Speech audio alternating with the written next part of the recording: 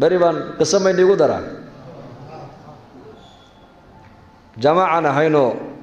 واقي دارها دادير مرين كلا قرحية بهيد لما كوني كودي بهيد ما هنو حد عقره لما كوني أفر تبان مركا أنكونا مريكن أنكو جماعة أيان مقالة نيويورك كدا دعني يعني يا شيخ سعيد إلى أكون حريص شن لحبان هين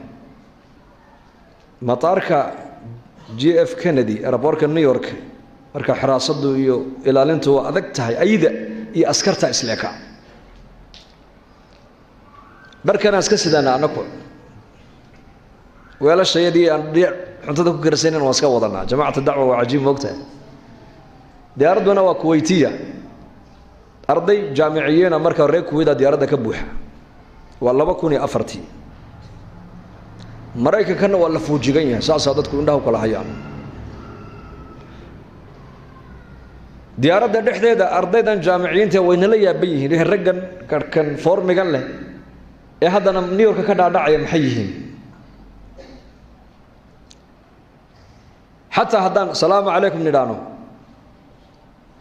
بس كايا إيه يعني يلا نقول سوورن معنا ولدك يا الكذب يا ربورك ما كده دقني dadkii jaamacadaha u socday nin walba qolba la galay interview la yeeshay qol annaki mar alle markayna arkeen nimankii immigrationkii ma group baatihin ha annaku jamaaca nahay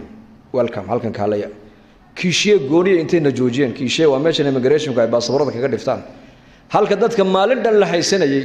35 saacadan eega 35 daqiiqo noogu dhameeyeen annaka hawlaha yagii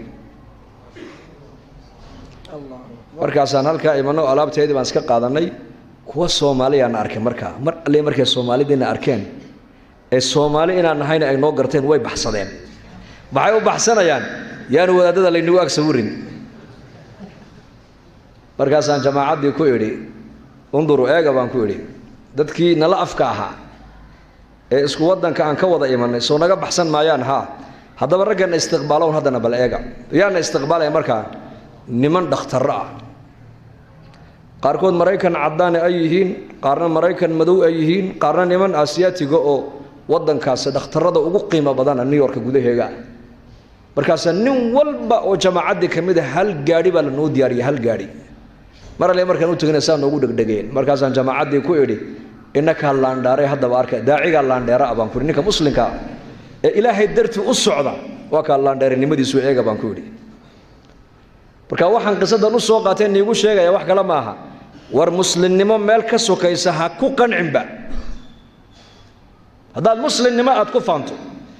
oo qofka walaalka ee muslimnimo aad ku jeclaato oo muslimnimada islaamnimada aan isku xiriirino oo islaamnimada aan isku tixgelino adaa laandheere ogow